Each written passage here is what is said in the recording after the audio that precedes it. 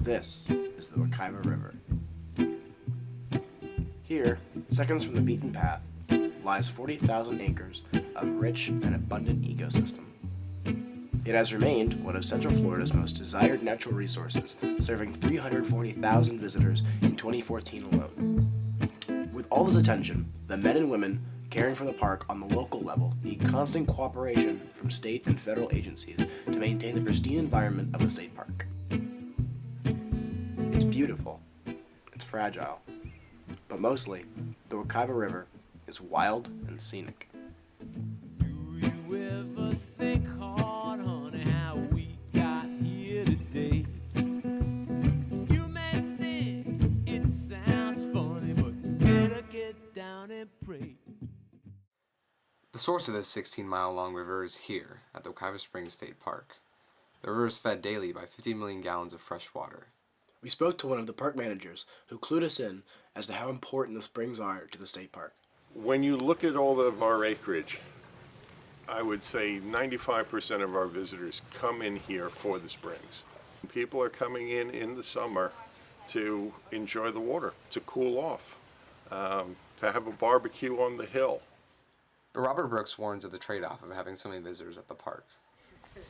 Well, anytime you have people in a natural system, there's impact. Every footprint leaves a mark on the ecosystem. Working here, it's a balance between the use of people and protecting the resource. And that's an ongoing thing. So how do you walk the fine line between recreation and restoration? Maintaining the trails, filling in the potholes on the road. There's a wide range of activities that our rangers do, all the way down to prescribed burning to promote healthy growth in the ecosystem. A healthy, clean spring to swim in, to sit by, to take the sun in, is the main thing that we're after. Keeping a healthy spring isn't something that we tackle day to day. It's a long-term struggle against two major forces.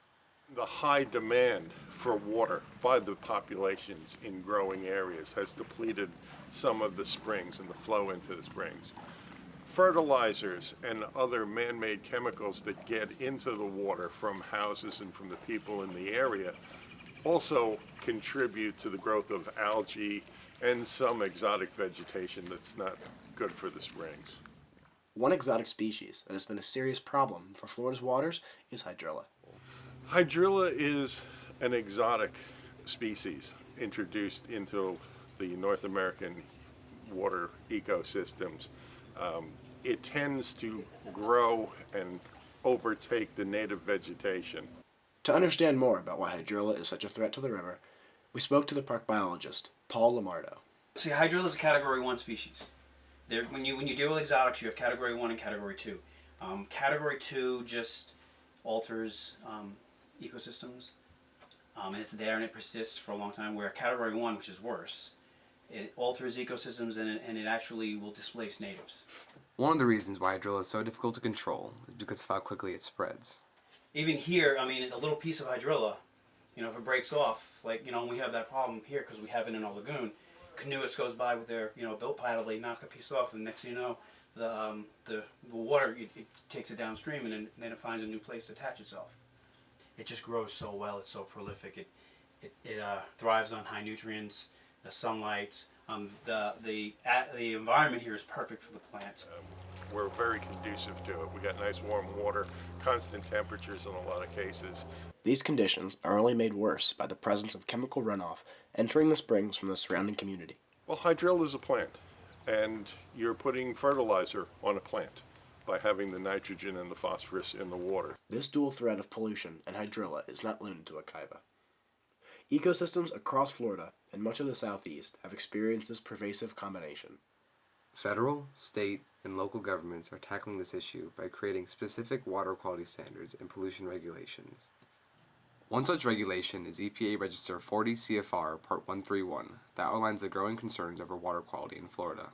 On the recommendation of hydrologists, the EPA has created new numeric water quality criteria to replace the former narrative evaluation used by many state parks. The regulation puts limits on the amount of phosphorus and nitrates entering the water, which Robert Brooks says is a good thing. if we keep letting phosphorus go up, nobody wants to swim in that. But Senator John Barrasso of Wyoming cautions that too much federal regulation may be a bad thing. The report showed how regulations imposed by Washington are undermining the work being done at the state level to manage our lands, to manage our natural resources, and to protect our air and our water. However, this does not appear to be the case at Wekiva. Robert Brooks and Paul Lamardo champion the commitment of the state and federal government to preserving the river. We've had good cooperation a lot of times with the federal level. There's money out there for the feds that will give out to help the parks that need it.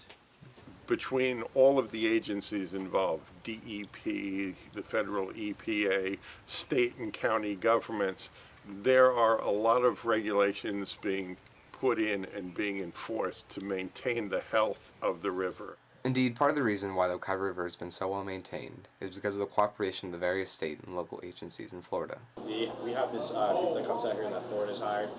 They spray the invasive plants with salt water, dries them out, and kills them. It doesn't harm the natural plants, and in the last 4 years or so it's becoming more and more common. I mean, we all work for the same state, and so having the relationships with each other and helping each other when needed.